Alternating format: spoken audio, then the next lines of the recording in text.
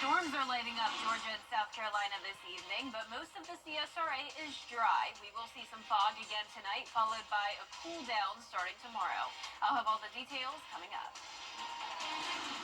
Right now on News Channel 6 at 7, the lock and dam is now one step closer to getting repairs. We hear from leaders on both sides of the river about how they feel about it. Plus, a pre-filed bill for library funding in South Carolina. Hear more about what the bill entails. And it's flu season, how you can stay healthy as we head into the holiday season. As your News at 7 starts now. Live from Television Park, this is WJBF News Channel 6 at 7. Good evening. You're watching News Channel 6 at 7. I'm Bria Smith. Thanks for joining us. Coverage you can count on begins with the lock and dam one step closer to getting repairs. Last week, the House passed the Water Resources Development Act of 2024, but there's mixed reactions on both sides of the river. Graham Lee reports. The bill is now even closer to being signed into law and would bring repairs to the lock and dam that was built back in 1937.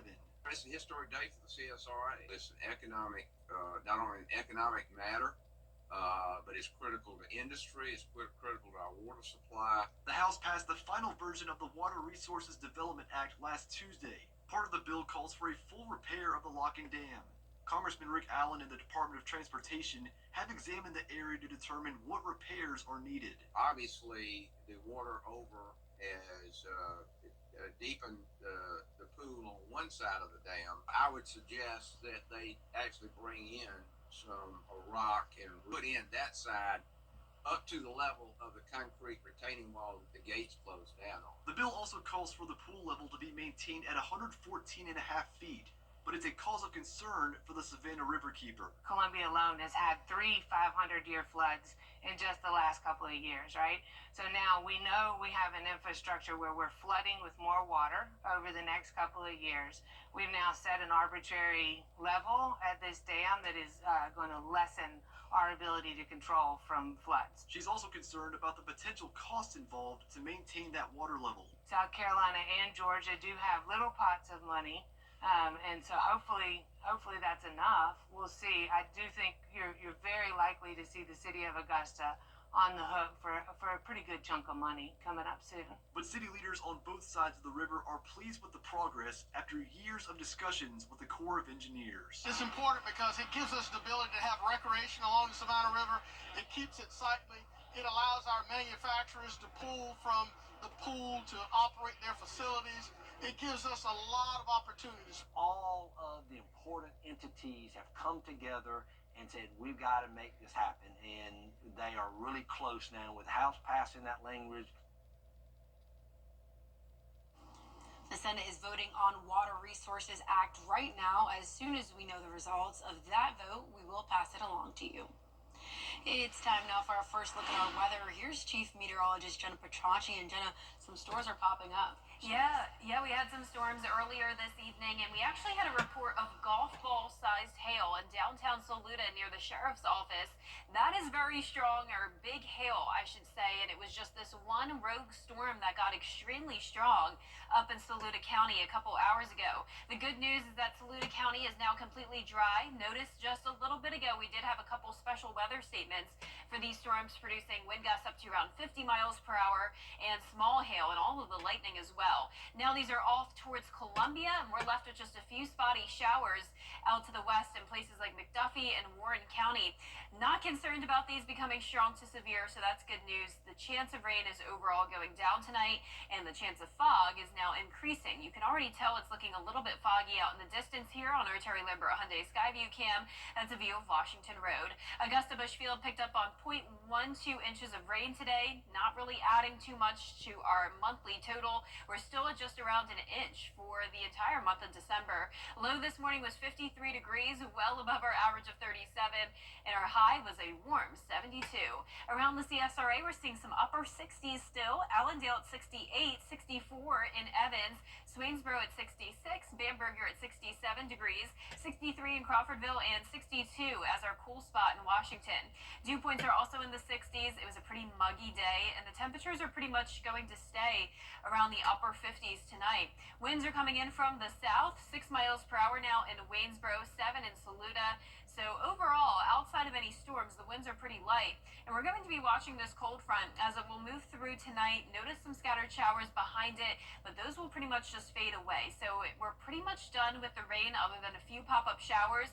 Tomorrow morning will be foggy with those temperatures down to around 55 at 8 a.m. And as we look ahead, we're going to see a big cool down by this weekend, just in time for the first day of winter, but then we will actually be warming up by Christmas Day. I'll have a look at your full 10-day forecast coming up, but back to you, Bria.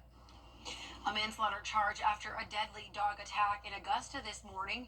Charles David Blackwell is charged with involuntary manslaughter after a woman was attacked and killed by a dog on Era Road this morning. The victim is identified as 21-year-old Samara Rogers. Investigators say she was attacked by at least one dog while walking down the street. Rogers died at the scene. We're still working on finding the details on what led up to the attack.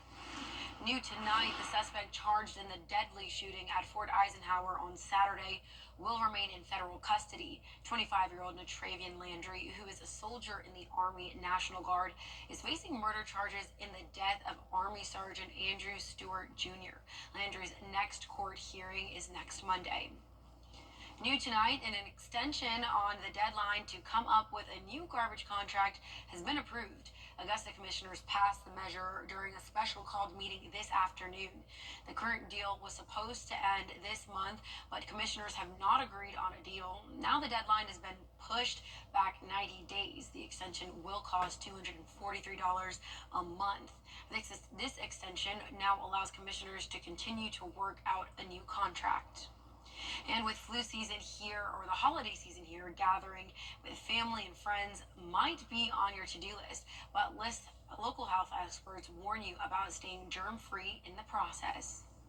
If a person has a bunch of respiratory complaints, if they're coughing, sneezing, the ideal thing is for them not to be around people. But that might not always be the case, with the holidays being the perfect time to gather with your loved ones.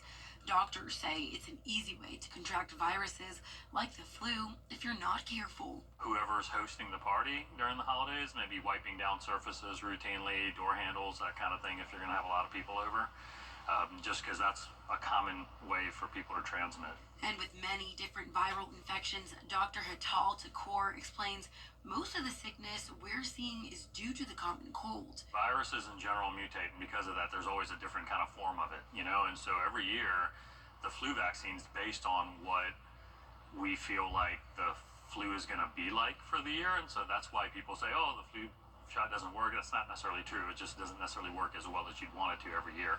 But when is the right time to head to the doctor? If you start getting high fevers, if you start having a hard time breathing, you can't get up and go to the bathroom, or can't get to the kitchen, or if your heart's racing, if you're getting dizzy, it's time to go get checked out. If you're experiencing the common symptoms like congestion, sneezing, and sinus trouble, Dr. Takor says you're more than likely able to stay home. In South Carolina, lawmakers are discussing which books should be placed in the children, youth, or teen book sections of the library. In July, a new mandate was put in place that restricts books that are sexual in nature from being on certain shelves in public libraries. The bill states if libraries do not follow the law, they will not receive state funding. Some lawmakers say they support the measure, while others have concern.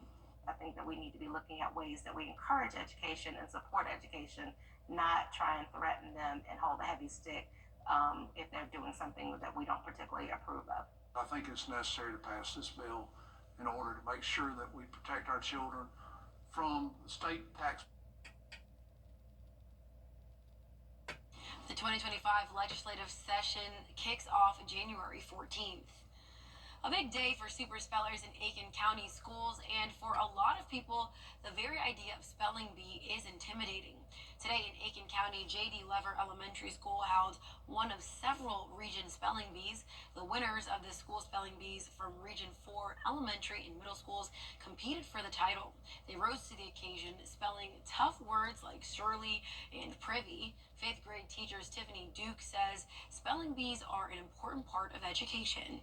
It helps build their organizational skills. It helps build prioritizing what's important. Help them to not have so much downtime and know that hey, I always have something to do. It is definitely to me, it's helping with their social skills as far as being a leader, getting on that stage, being able to speak. Our own Sean Cabbage Dog, Kim Vickers, and Carlton Clay were judges. Today's winner was Tristan Torres from Aiken Intermediate. He'll go on to compete in the country spelling or county spelling bee on February 4th. If he's unable to compete, second place winner George Pope from North Aiken will go in his place. Coming up, a Friday deadline looms to avoid a federal government shutdown. A closer look at the latest plan next. Happy hump day, George. Today's some luck. Yesterday, we had near record high temperatures all the way up to 76 degrees, and today we were right behind it at 72. But check out Sunday's forecast high, 49 degrees. I'll have a look at all the temperatures that come in between that and after, including Christmas Day when we return. How do you become the large Channel 6? Now, your most accurate forecast with WJBF Live 5 for 6. Welcome back. I hope you had a nice Wednesday and stayed safe today with all that dense fog. And if you're up in Saluda County, I definitely hope you stayed safe with that strong storm. We had golf ball size hail, like I mentioned earlier, but that was it. The rest of the CSRA was actually pretty dry. Edgefield and Lincoln, McCormick County got a little bit of some heavy rain and some strong winds. But other than that, we're just watching some spotty showers now around McDuffie County, and also one heavier shower here just to the north of Wren. So we'll be watching that, but as of now, not looking very strong. Here's a nice view on our Terry Lambert Hyundai Skyview Cam of SRP Park. Some beautiful Christmas lights there with temperatures still pretty mild. We're seeing the low to mid 60s. 64 in Wrightsville, 63 in Sparta. Sylvania, you're at 66. 67 in Bamberg, very warm for this time of the night. In Allendale at 68. So a little bit cooler towards the north, but all of us in the 60s. A cold front is coming through. That's why we have the pop-up showers and storms ahead of it. A little bit of rain behind it, but notice that continues to fall apart. So we're pretty much done with the activity for the rest of tonight. The cold front will push through tonight, and behind it we'll have some cooler air, but we really won't notice it until Friday. So notice tomorrow morning we're still well above average in the 50s. Some fog possible and clouds throughout the day, but we'll be climbing to 64. So not at the 70s like we were today, but still pretty comfortable in the 60s. Then we'll start to see those temperatures get chilly starting on Saturday, which happens to be the first day of winter. High of 53. Upper 40s for your highs on Sunday and Monday, and the low temperatures are taking a huge dip as well. Right at the freezing mark on Saturday, and then down to 25 degrees on Monday. But just in time for Christmas, it's actually going to become more mild again. Our lows will be above freezing at 38, high of 60, and it looks like it will be a pretty cloudy day with a few showers. So we'll be watching that and keep you updated as we get closer to the date.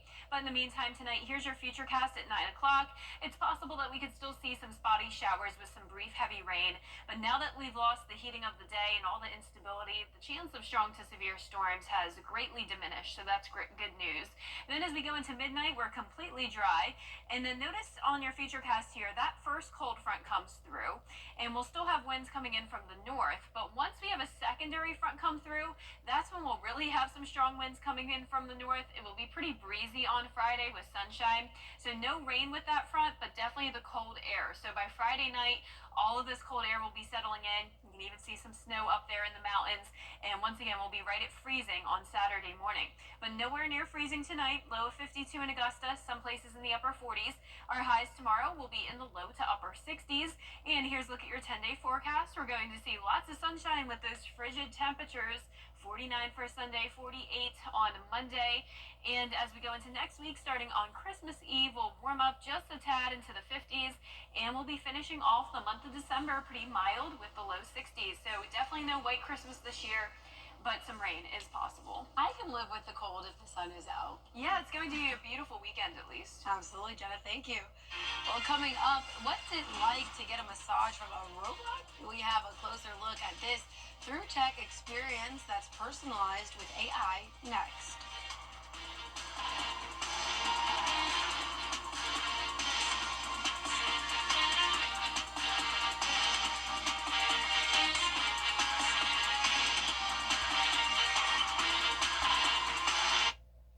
So what do you think about these? Tonight at 7:30 on News Channel 6. Chief meteorologist Jenna Petracci. Weather coverage you can count on. The WJBF Live Viper 6 Skyview Network is sponsored by Terry Lambert Hyundai. Low prices, big selection, and committed to quality customer service. A massage from a robot. Rich DeMuro tries it out on today's Rich on Tech. Here's where your face will lie. You'll want your feet in those little indents on the bolster there. This is a first, a massage from a robot. So for here, the arms are about to engage on you there, Rich. Escape is the startup developing this highly advanced massage robot. This has been a 7-year journey building this product, and it is a remarkably complex piece of technology. It launched to the public just a few months ago. The problem we're solving here really is about empowering people to get the massages they're looking for very specifically. Jeff Ono is co-founder of Pause. It's life optimization at the end of the day. A growing chain of wellness studios now offering the bot. When you look at the Escape massage bed and you see the amount of engineering and the creativity that went into the build out, it's just mind-blowing. Now this robot does not use any oil or lotion, so you have to put on this special suit so the arms can glide over you. The bed is super comfortable with a screen that lets you monitor the entire experience. I got a 15-minute back and glutes express relief. After a quick AI body scan, the machine gets to work. The tech reminiscent of what Peloton did for cycling. Choose from calming video backdrops, various music genres, and pressure. The system remembers for next time. There's literally a heart that you can tap if you like what the robot's doing. Increased circulation, muscle recovery, relaxation, a stress reduction.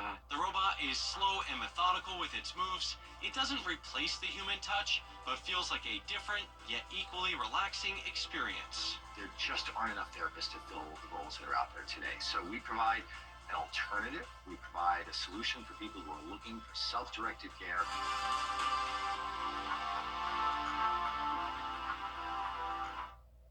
NASCAR is partnering with a global technology company in Cary, North Carolina on an all-new electric race car.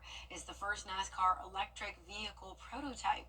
It was developed by NASCAR Research and Development in collaboration with Ford, Chevrolet, and Toyota. It has 1,360 horsepower, 3 electric motors, and all-wheel drive.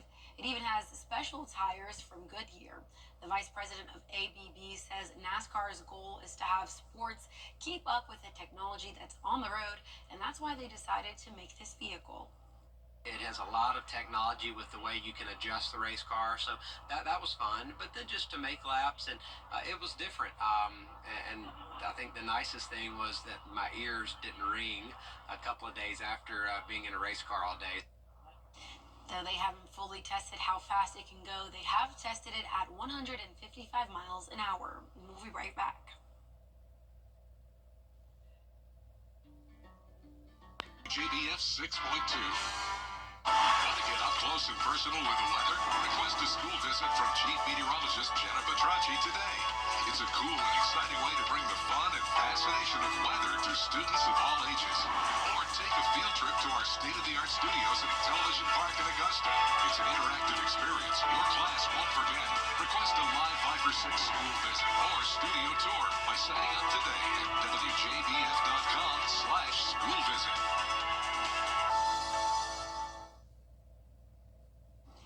Oscar Mayer is hiring its new class of hot doggers. The Hot Dogger program, which launched in 1988, selected 12 candidates annually to become official spokespeople spokespeople for Oscar Mayer, traveling to dozens of cities and representing the brand at events and media appearances.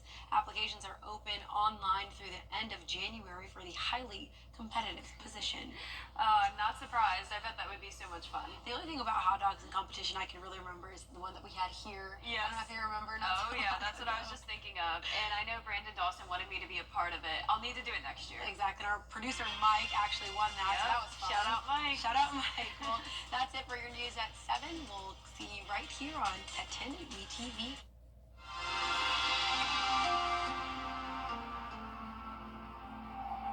You come to the Hog Law Group